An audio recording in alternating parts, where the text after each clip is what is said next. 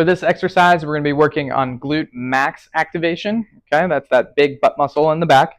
You'll need a ball of some size. If you're a little bit smaller, you might need a slightly smaller ball. If you're a little bigger, you might need a bigger ball. 65 centimeters is usually about right for most people. Okay, you're going to lay on your back, and you're going to bring your legs on top of the ball. Okay, you can have pants, but I want you to see what my knees are doing a little better than with the pants all the way down. If that ball is closer to your knees, it's going to make this easier.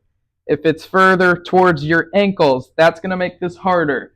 It may take a couple of times to figure out exactly where you need it to be. You want it to be challenging, but not so impossible that you can't do it. Okay? The goal here is we want the glutes to do the work. We are trying to minimize your hamstrings and your lower back from compensating. All right? So the first thing you're going to do, in order to keep those hamstrings calm, you want to straighten your knees. So the more straight your knees are, the less your hamstrings can turn on. Now, if your feet are by your ankle, or if the ball's by your ankles, you should be able to keep your feet down on the ball. But if you come closer to your knees and do this, you'll notice that the feet kind of pop off. That is fine, okay? That's how it's going to work just based on where the ball is touching. I just wanted you to be aware of that. Okay, so we're going to turn the quads on, straighten those knees nice and straight. That's going to keep those hamstrings calm.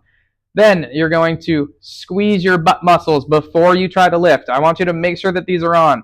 If you're not sure, go ahead and take your hands and feel, okay, is it firm or is it a little loose compared to the other side? You want them to be pretty equal, okay? The other thing you're going to do is you want to turn that deep belly muscle on, keeping your rib cage and your pelvis, wherever they're sort of settling while you're laying down, that should remain there, okay? So, quads on, squeeze the butt, and then you're going to lift using your butt like you're trying to lift your hips up, keeping that space between your pelvis and your rib cage there, okay?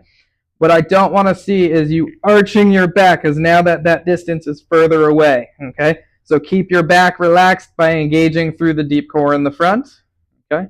And then you're going to come back down nice and slow, okay? To make it a little easier on your core, you can also put your hands down on the ground. To make it easier, you can cross your arms across your chest.